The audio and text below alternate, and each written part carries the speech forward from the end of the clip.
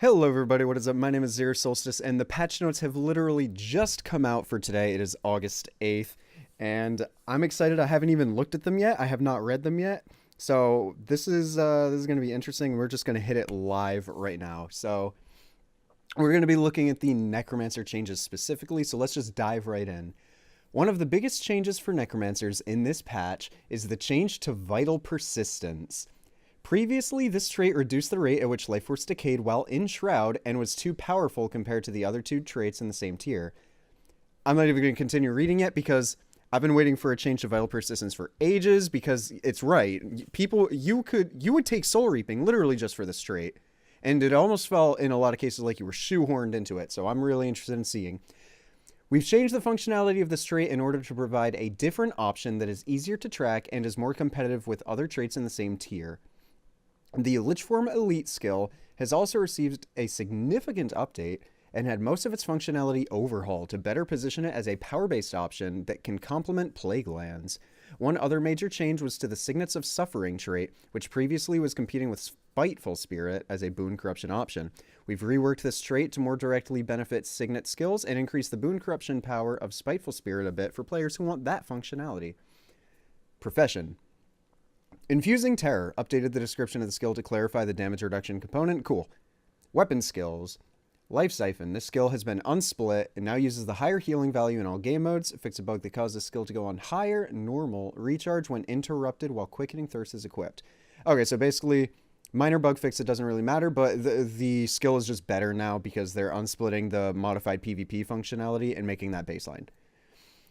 Dark Pact. This skill has been unsplit from PvP and now uses the higher damage value in all game modes. So same exact thing as Life Siphon. Basically, game-wide marginal dagger buffs. So cool. Utility skills.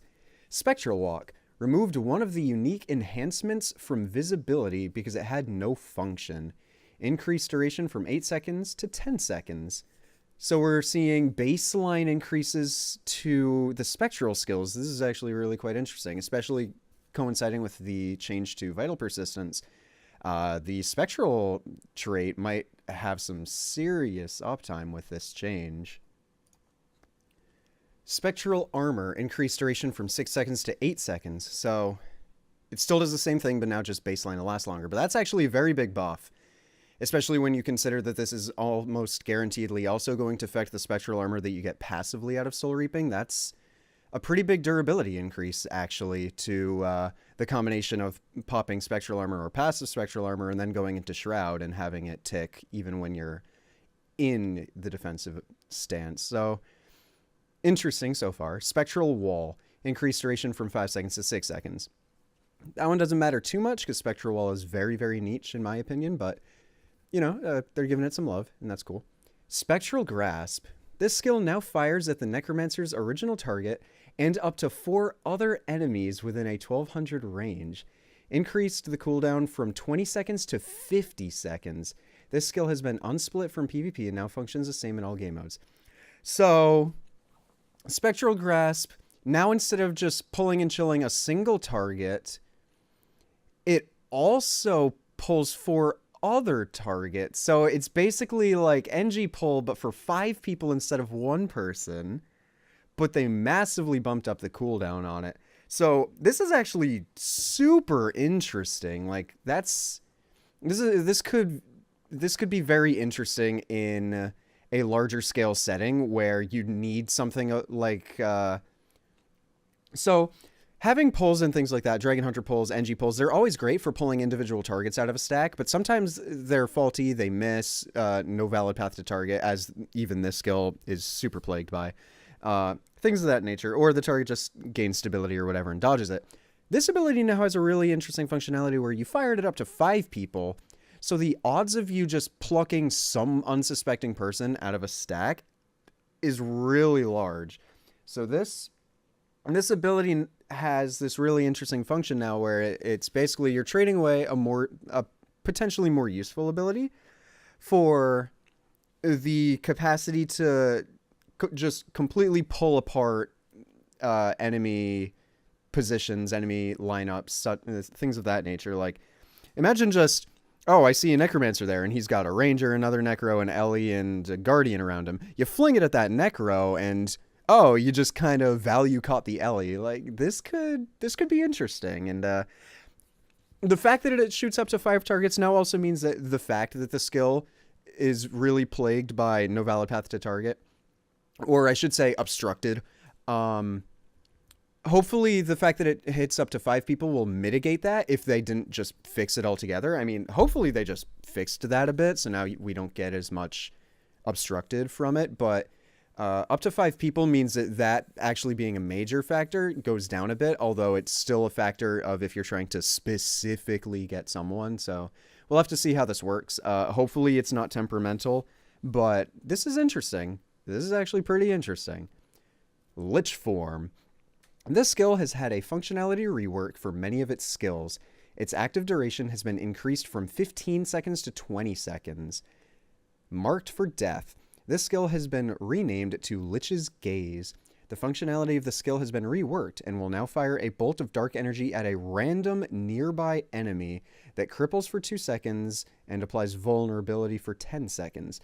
This skill uses the new ammo system with an ammo count of 5 and a count recharge of 1.5 seconds. There is a 0.1 second recharge between each use. So the fact that it's random has me feeling some kind of way about this ability. Marked for Death was just AoE vulnerability and such, and now this is just random ammo count. It appears to only hit a single person with no AoE. If it has no cast time, then that means that you can just kind of like pop this off while shooting Lich autos, and that could be interesting. But in general, this feels like, while they might be narrowing its focus for more of the power space to give it more of its own identity, it also just feels like a nerf to the skill. But we'll have to see how it goes. The fact that it cripples, though, is pretty decent. Chilling Wind. This skill has been renamed to Ripple of Horror. The Lich will now fire a wave of terrible power that fears enemies struck by it for 2 seconds. Grants access to March of Undeath while the wave is active. And March of Undeath, shadow step to your Ripple of Horror, destroying it. So this appears to be like a you can almost the way this sounds, you can almost think of it as being Mesmer Tides of Time Shield 5 stun, how it sends out the wall that you can see and has its own hitbox and all that. It sounds like it'll function like that, but instead of stunning, it's a fear. And you can reactivate the ability to teleport to that moving wall. And that's pretty interesting, because a problem with the Lich is you would go into it, right? And your CC was meh, like you would push people away and chill them. And now you have a fear. So like, I can dig this, although you can argue that if they have stability, it's better that you push and chill, because then at least you get the chill, which allows you the movement speed kiting factor. But this gives you, as a Lich, the capacity to like instantly relocate, and that's powerful when you have something that people tend to focus very heavily. When someone goes into Lich, they become instant Control T targeted by parties, and it gets really bad really fast. So I like this. I think it's more interesting. It lends itself a bit more to the ranged counterplay of someone's further away, but I still want to CC him, so I can shoot the wave at them, or I can just shoot the wave in the complete opposite direction and use it to shadow step like further away. I kind of like the ambiguity, and this is interesting. I kind of like this at the moment. Mark of Horror. This skill has been renamed to Summon Madness. This skill no longer requires a ground target. Upon casting, minions will spawn every second for the next 8 seconds.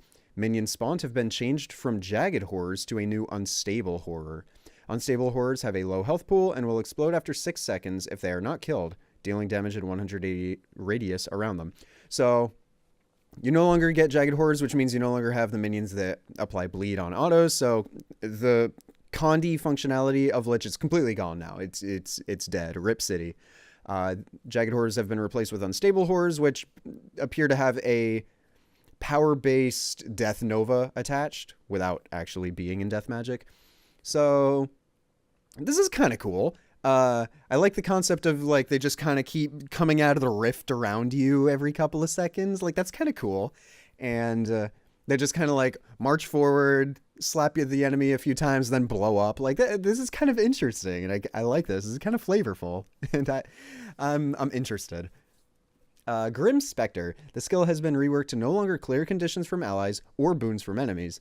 The skill now tethers up to 5 nearby enemies, drawing vitality to the Lich. So it's an AoE heal, kind of like how Death Shroud 5 works, but instead of just being a tether that applies Torment and then Immobilize on the final tick, it actually just straight up steals vitality from the other guy, which means your HP increases while theirs decreases. The Lich gains up to 30 vitality per stack for 20 seconds, life-stealing each pulse. Enemy players struck by this have their vitality reduced by an equivalent amount for the same duration. Okay, this is really, really cool. So if we're talking like a 3v3, 4v4 scale fight, or even 5v5, but we'll have to see on that, this is really, really interesting. So you tether all the people around you, and it's a tether. So you can assume that means that you can drop the Lich form and continue that tether. So it says the Lich gains up to 30 vitality, but I'm inclined to assume that by saying the Lich, that's referring more to specifically the player that is the Lich, not being a Lich per se. So I assume that what this means is you can tether the people around you, drop Lich form, and you'll stay tethered, and you'll continue to have this siphon effect.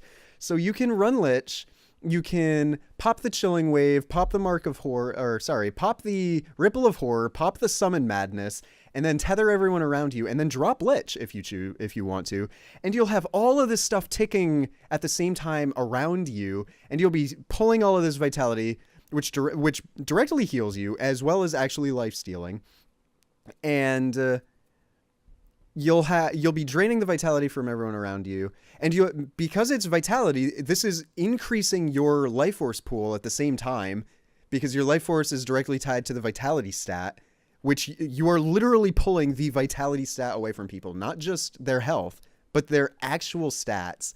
This is super cool, and I like this a lot, and I really hope it does have that quote unquote permanent tether functionality to it, because if it does, then this gives some really interesting functionality for leaving Lich while still having these effects ticking and functioning. So I'm inclined to I hope that you're able to drop Lich and have some of these effects still working, but I'm inclined to think that won't be the case, because I would assume that they would try to make it so that you are inclined to stay as a Lich, because the condition functionality was you would literally go into Lich, you would press number 4, and you would drop Lich, and that was it. And the way they're reworking this makes it seem like not only do they want the power focus onto Lich, not just the Condi usage, but it seems like they also want you to use Lich as Lich. So it is very possible that all of these things are contingent on you remaining in the form, but in general, these abilities are pretty cool, and I'm a fan. I'm pretty excited for these, and I'll give them a try, but I'm digging some of this stuff. Grim Spectre is very, very interesting now, and I'll have to give that a closer look. But Lich form, okay, this thing seems like it might be a little bit more threatening again, and that's got me interested. So moving on, we have Shadow Fiend, increased damage of basic attack by 50%, increased damage of Haunt skill by 33%, and fixed an incorrect skill description. Haunt now applies Chill for 3 seconds and Weakness for 5 seconds in addition to Blind. So this is cool because, for one, it's showing that the functionality for Minion Master Necromancer is getting a little bit of a buff, and that's kind of cool. It's interesting that they're showing that they're looking at these skills and they're keeping their eyes on things that are just not that powerful. And Shadow Fiend suffered from the fact that, in comparison to every other minion, it had a really poor active. All it did was blind someone, while at the same time being a melee minion that was squishier than every other minion. So I appreciate the fact that they're making it deal a bit more damage and have a better active skill while still being squishy. So I like this. And the fact that it chills is obviously means it has some good synergy and functionality for base and for Reaper. It still blinds, which means you can get an additional chill proc if you have that trait. and weakness is just what necromancers do for their quote-unquote active defenses, being passive defenses. So this is pretty straightforward. They're just making Shadow Fiend better, but it's kind of cool, and it shows that they're paying attention. Plague Signet. Updated skill facts to clarify that this skill's passive effect transfers one condition every 3 seconds from allies to yourself. So just a little cleaning up of text. Signet of Spite. When activated, this skill now inflicts 2 stacks of torment for 6 seconds in addition to its previous active effects. So Signet of Spite, they're making it better. And specifically its torment, this is mostly just renovations going into Scourge. They're giving us yet another way on the class of getting torment, because you got to think about it. On the core class, Necromancer, you have two ways of applying torment, and that is Scepter 3 and Death Shroud 5. So going into Scourge, if Scourge doesn't have enough torment on its own, that's not a whole lot. So it's cool to see that they're giving a little bit more torment around the class in different locations. And putting it onto Signet of Spite is interesting, because Signet of Spite doesn't see a whole lot of usage. But, I mean, that's partially because a lot of people really... It's not an interactive skill. It's point and click, and you load someone up with a bunch of aids, and that's all that really happens. So, I mean, I dig this. It's cool going into Scourge, getting a little bit more torment. But, you know, Signet of Spite, whatever. So, let's get into the fun stuff. All right, traits. Soul Eater. This trait has had its functionality changed, thank God. It now reduces the recharge of greatsword skills by 20%. Additionally, it grants healing and life force every second while in combat wielding a greatsword. What? Yo, let's go.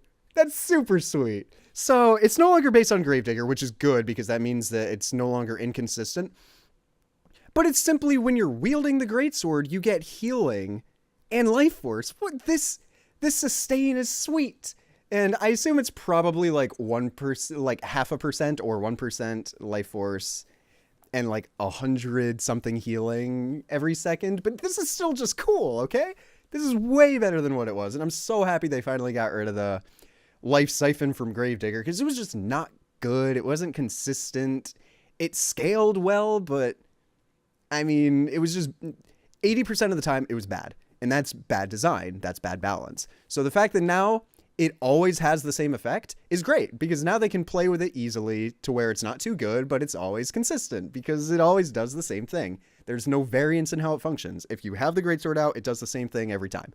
Always. So I like this a lot. And this is actually super enticing now. This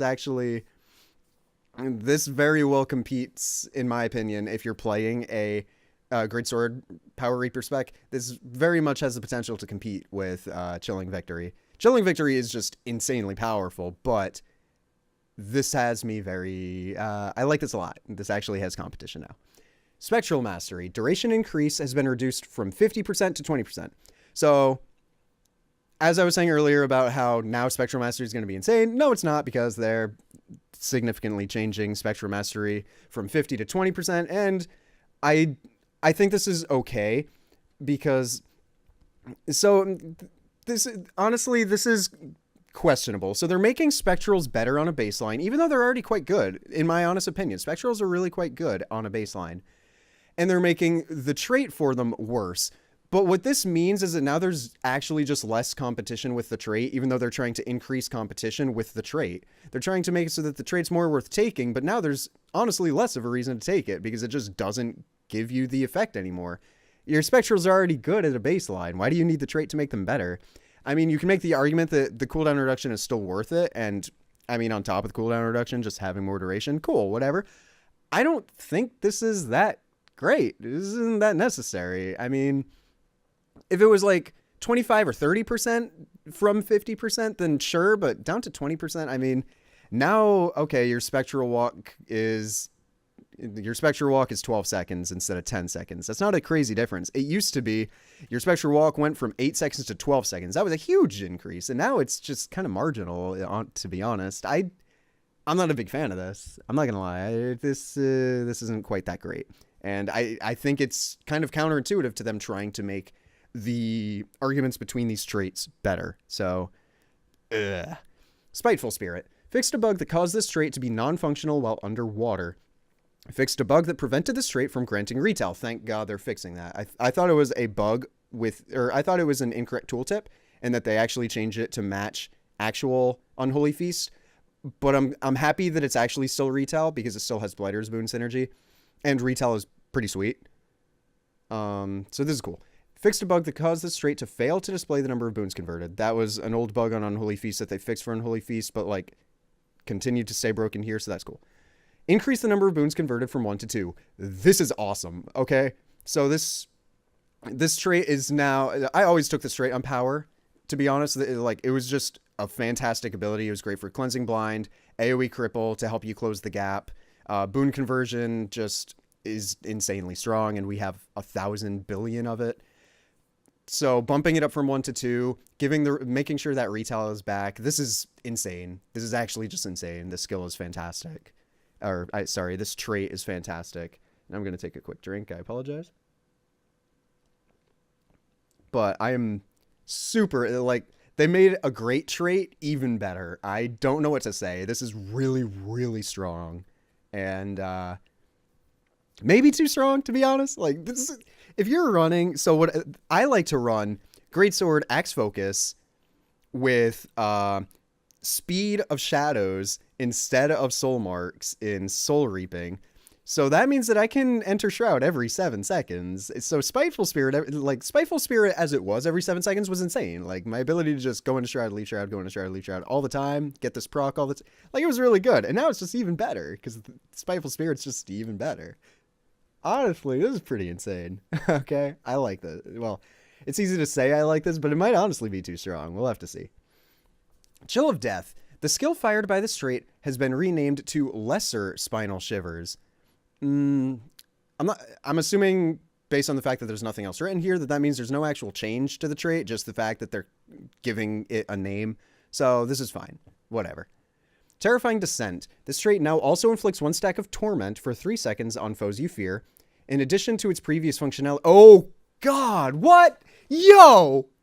Okay, so this is the major change coming in to help Scourge out. And this is actually a really big trait change, because now there's competition with passive Plague Signet versus this, because now we have more Condi damage if we want it, where we want it. So this is really cool, but this is really important coming into Scourge, because this means that now your Staff 5, your Garish Pillar, you have more ways on the class baseline to be able to get Torment. And this is really, really cool. And this is really good. And every time you convert Stab, you get Torment. This is actually really, really insane.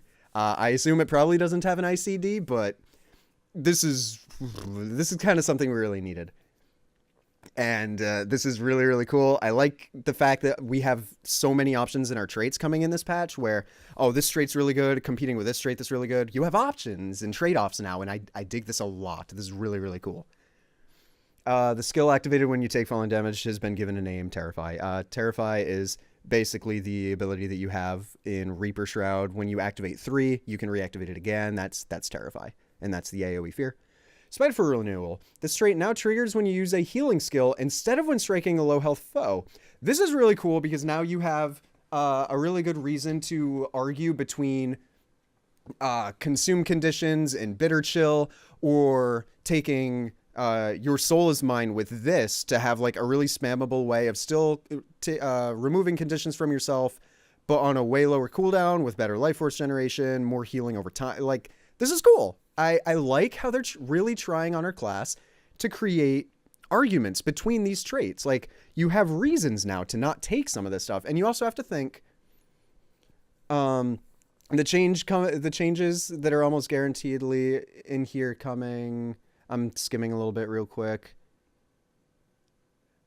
There actually does not appear to be a change to Deathly Chill yet. Oh my. Huh. I was 100% expecting a change to Deathly Chill in this patch. I was expecting them to put that through to make it power-based, not Condi-based in this patch, and it looks like they haven't.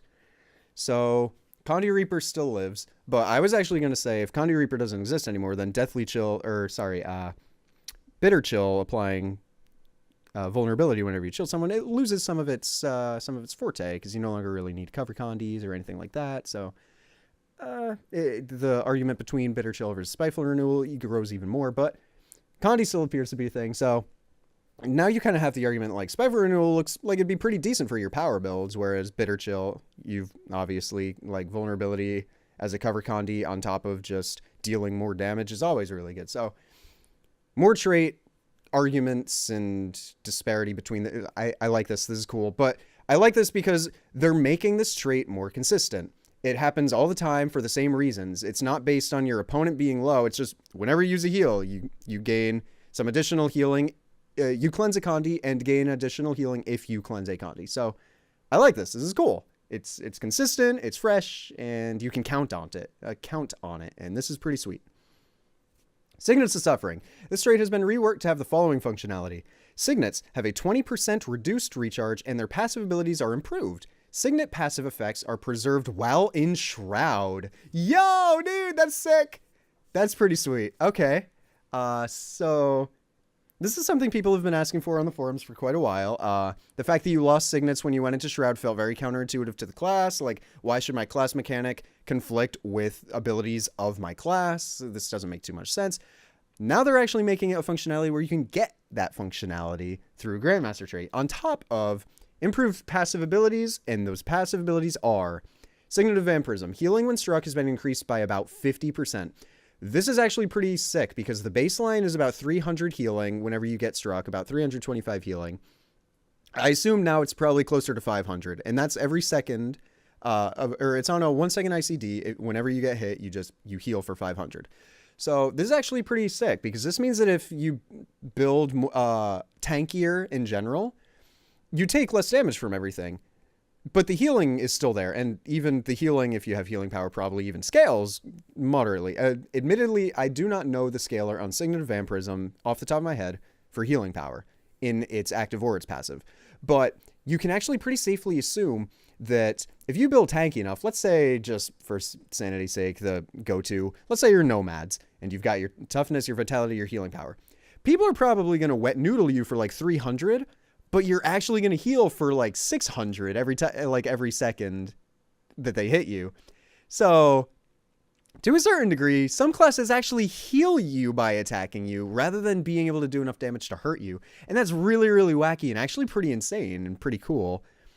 So on top of the fact that you can use Signet of Vampirism and have it give you actual effects. So this is interesting and nifty, and I'm going to give this some play. I'm definitely going to give this some play. I've been playing some Condi Signets, which, because these no longer corrupt boons, I'll play something different, but this is interesting. I was playing a team support full corruption spec with 3 Signets, corrupt boon, chill to the bone, using Blighter's boon instead of Deathly Chill, and running Curse's Spite. The Blighter's boon was to make up for the lack of Soul Reaping, but this is interesting, and it's nifty, and I dig this. Plague Signet. The number of conditions drawn per interval is increased from 1 to 2.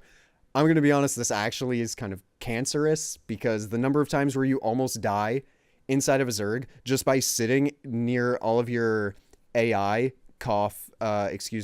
friendlies that keep just getting hit by everything, and you pull their condis to you. Like, the number of times where you almost die just from pulling a random's 10 stack of burn guard conditions to you is actually kind of insane. So the fact that this now does that at a faster rate, like, I understand the support implications and it's good for small scale, but this could also just be super obnoxious, and we'll have to see. I'm not sure. Signet of Spite, increased power to 270 at level 80. So I believe it was 150 previously, so now it's 270. So it's an extra 120 power. This is actually like a decent chunk of additional strength, although 120 more power while taking Signets of Suffering versus just taking Spiteful Spirit, I don't think there's honestly much of an argument there. I think Spiteful Spirit is still just better, especially since taking Signets shoehorns you into also having Signet of Spite on your bar for its passive. I'm not sure about this. I mean, it's fine, and it'll be fine in the builds where it's desirable, but extending its usage or its functionality outwards, I don't think actually really happens. Signet of the Locust grants an additional 180 healing power at level 80. This is kind of cool. So this is just like a free healing power steroid. You're going to want Signet of the Locust in every build that would run Signet of Vampirism anyway, just because the two go really well together. So this is kind of nifty. I dig it. Like, it'll just make all your healing better. The healing power helps your Signet of Vampirism. This is cool. So sure. And Signet of Undeath, life force gain per interval is increased from 2% to 3%. That's not a very large change, but if you're in combat, it's also just free sustain over time. But the thing to remember is Signet passive effects are preserved while in Shroud. That means that Signet of Undeath is now going to stay active while in Shroud and give you life force while you're in Shroud. So this is actually pretty nutty in that regard. And I can see you probably wanting this if you're in this spec now, because now you're in this kind of Signet of Vampirism, Signet of the Locust, Signet of Undeath, and probably a personal stun break, either Plague Signet or, say, Spectral Armor for better kiting. Or, let's say, with Scourge, Portal, pretty nifty. You're going to be tanky, you're going to have healing power, you're going to be helping your teammates out, and this means that when you're in Shroud and you're pretty tanky and you're popping off your abilities and whatnot, you've got like this constant source of like personal sustain. If you're running blood magic with Unholy Martyr, you're pulling conditions and getting life force from that. Like this has some pretty interesting implications in the long run with just passive sustain while in Shroud or in some form of Shroud form, Desert Shroud. I'm looking you F5. While at the same time maintaining like support based functionalities. And this is interesting. And I kind of dig this. I'm a fan. We're going to have to see how it goes. I'm not going to lie, Signets of Suffering, that all these changes might not be good yet. These might be back burner shelved for now, but I really like the implications for the future, and we'll have to see how it goes. Ritual of Life. The Straight no longer improves revive speed. Okay. The skill cast by the Straight has been renamed to Lesser Will of Blood. So it looks like, and this will probably go for most classes, it looks like they're really making distinctions in traits and all that between actual skills and fake skills. So that's all right. That's nifty, and I kind of dig that. And like clarification is good, which is why I also like some of these tooltip changes and whatnot, like English verifications and clarifications, and I dig that. This trait now causes Well of Blood and Lesser Well of Blood to revive allies by 7% each pulse. Okay, so that's why it no longer revives faster. And this is actually pretty insane just because of how this also coincides with Lacerate, the minor in blood magic where allies that are bleeding out in downstate no longer actually bleed out.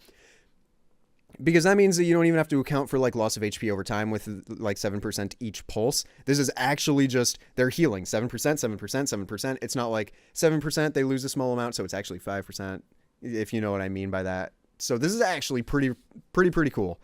And it works for both real and lesser Well of Blood. So this is actually a decent reason to run both wells. Like actual Well of Blood is but now it has some decent support functionality. Like it'll heal you and your teammates over time, and if they go downstate, it'll help pick them out of downstate, and Lacerate keeps them from bleeding while in downstate, so it's actually even better. Like I like this. This is cool. This is a nifty change, and revive speed's not fun, and the fact that they get rid of revive speed is actually pretty cool because Necros don't really want to be actually reviving because we have no invulns, no blocks, no anything like that, no immunities. We just have to press F, get down on our knee, and hope that our Shroud face tanks hard enough. Now you can go over to your teammate, press F to get that Well of Blood under them, and immediately stop and walk away, and the Well of Blood will do the work. It also means that now, if you are, like, say, a Nomad's Necromancer, you can actually walk over to your teammate, get down on one knee, pop this Well of Blood, and continue revving them as well, because you're really you're really quite tanky, and you're able to.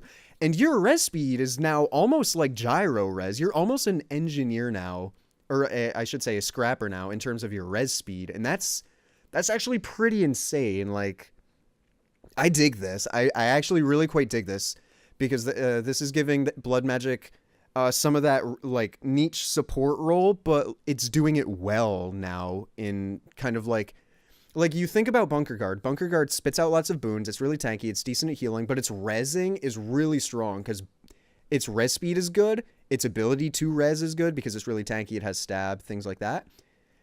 And this kind of follows in that vein now. If you take blood magic, you have protective wells if you want them, or you have Unholy Martyr pulling condies all the time. You have this super speed res ability. You have AoE healing like with actual or lesser will of blood, because it's not just for resing, it actually heals people. I dig this. This is pretty cool. And you know, I like this. I do. And I might not actually give it play, mostly because I don't really feel like making a Nomad set for my Necro until Scourge actually comes out, or I get to try it first. So I might not give this play for a couple of weeks. But on paper, this really does look like it has a lot of the functionality that it should have to be a very respectable support spec. And I'm very interested in where it goes from here.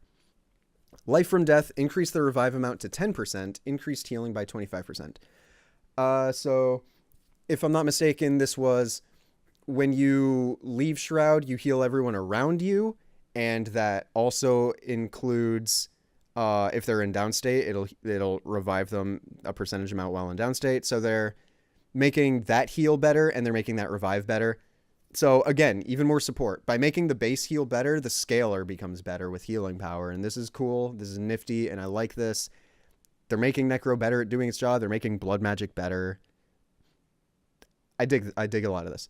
Vampiric Rituals. This skill has been unsplit from PvP and now provides 5 seconds of protection in all game modes. Increased life stealing values by approximately 100%. These are insane changes, man. So 5 seconds base protection means now it scales really well. This is 5 seconds per well. So now it scales really well if you have concentration, which means now you're looking really good in like a minstrel set or something similar, where you throw a well on yourself or teammates and you give yourselves 8, 9, 10 seconds of protection. That's a really fat amount. And increasing the life stealing values by double, that means that not only is this just good, like, consistently, whether you're just power based or trying to fill a support role, but it means that now it scales really well with healing power, whatever. Like, it scales even more, and it becomes a real amount now. Like, it's not just, oh yeah, you kind of casually get 800 health back when you throw. Nah, dude. Now you heal, like, if someone sits in this well, you heal like 2k for people sitting in this well, and that's sick, man. Like, this is really, really nifty changes. And they are really trying to help out the support aspect of Necromancer in this patch. And I dig that. I dig that a lot. Speed of Shadows. I had actually just mentioned this earlier, so let's see. This trait has now been reworked. Now grants 10 seconds of swiftness and removes all movement impairing conditions when you enter a shroud. So it doesn't say maintains its previous functionality, so I believe 7-second shroud no longer exists, and that makes me really sad because that was a major point of sustain for this the power spec that I've been playing for a very long time now. Greatsword X Focus. You got a lot of your sustain through the fact that you could enter shroud every 7 seconds. So between Blighter's Boon helping you build life force back up really fast, and then Blighter's Boon healing you while you're in shroud, which you're able to do very quickly. Like, that gave you a ton of sustain on that build, and if Speed of Shadows actually no longer allows you to enter Shroud every 7 seconds, this actually honestly feels really bad to me. That actually kind of really disappoints me. But giving you swiftness every time you enter Shroud and removing all movement impairing conditions, that's a very powerful effect. And if you coincide that with Relentless Pursuit in the Reaper trait line, this makes it so that not only is it very hard to lock you down, like, you constantly are able to break out of immobilizes and cripples and chills and all of these different things. But now if people try to reapply them to you, they also just don't stick. And this is very, very nifty. And this is also pretty cool just for the implications out of combat. Like, every 10 seconds of swiftness every time you enter Shroud, you can just press F1 twice and you'll now have permanent swiftness for just walking around maps. And I mean, you go into Shroud, you use Reaper Shroud 2 to move forward, the small dash, you leave Shroud, and you have 7 seconds out of the 10-second cooldown of swiftness, or you could just double tap F1 and have perma swiftness. Like, I kind of like the mobility implications of this just for passively moving around the map, and that's kind of cool too. But I really do hope it still has the 7-second Shroud cooldown functionality, and if it doesn't, then rest in peace. Vital Persistence. This trait no longer slows Shroud decay, but instead grants bonus vitality and reduces the recharge of Shroud skills by 20%. So this is the doomsday scenario that people were really hoping wouldn't happen, but I was honestly expecting to happen. They're finally making it so that Vital Persistence is no longer mandatory, but they're doing it by actually just deleting from the game the aspect of having reduced Shroud Decay. So now this is strictly a nerf to Necro Sustain all around, because a lot of people really tended to take Vital Persistence because it's stupidly noticeable, the difference between having that 50% decay and not having it. I've been playing a lot of Death Magic Condi recently, Curses Death Magic Reaper, because it's just fun, and I like playing literally whatever I want on this class because I'm very comfortable doing whatever I want on this class and making it work. So, like, while playing this, like, the Death Magic builds and stuff like that, I really feel the difference. Like, I would have to play Blighter's Boon or try Blighter's Boon in certain builds strictly to make up for the lack of, like, the loss of sustain by not having Vital Persistence or Soul Marks. And it's cool now that you have, like, the argument of, yeah, Vital Persistence versus this other stuff. Honestly, at this point, you might as well just, like, the argument is there that you might as well, at this point, just take Master of Terror to have better fear durations whenever you use Staff 5, use Shroud, Fear, use Corrupt Stability, all of that. Like, you can absolutely make the argument that that's actually just best in slot out of that Soul Reaping tree now. But the fact that they didn't give any of that persistence back to us, like, my hope was that they would make Vital Persistence baseline by completely gutting the 50% functionality from the trait and replacing it with something else, and give back, say, 25% of that baseline, because the difference between having it and not having it is really, really noticeable, and it's super just gross.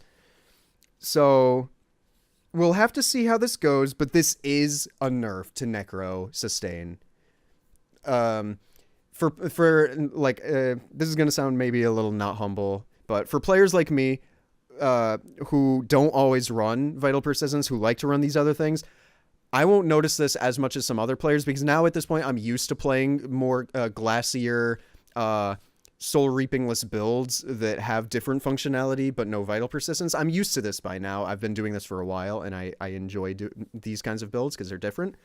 But a lot of Necros really relied on this for their sustain, and now it's just gone. So a lot of Necros are probably going to find that they have a really hard time now, where one minor mistake and all of their Shroud is gone. But in total, I think the fact that Vital Persistence is gone, per se, is net best for the class. The fact that this is no longer just a shoehorn, you have to have it, is pretty big. But I'm not sure if completely deleting the functionality rather than giving it to us in some degree baseline was the correct call. We're just going to have to see. But at the moment, that is everything that we have for the Necromancer changing. I'm pretty excited for a good number of these changes, if I'm honest. A lot of them are pretty interesting and nifty, although some of them, such as no change to Deathly Chill just yet, this change to Vital Persistence, we're really going to have to see how some of these play out. But in general, like, in the dark, not having read any of the other patch notes yet, I really rushed to get onto the patch notes page to read these off and go through this with you guys. I'm hopeful for the future, and this is interesting stuff, and I dig a lot of it, and I think most if not all of it is for the best, and I'm happy with a lot of this. So if you guys enjoyed this video, be sure to drop a like, favorite, whatever you feel is necessary. I just want to thank you all for watching it, being here with me. Thank you all so much. My name is Zero Solstice. I will try to make a habit out of doing this every time I can for these different patches and changes and updates. I'll keep pushing this stuff out as development towards POF occurs, and even after that, but, you know, take it in stride. Take it in stride. But my name is Zero Solstice. Thank you for joining me, and as always, have a wonderful day.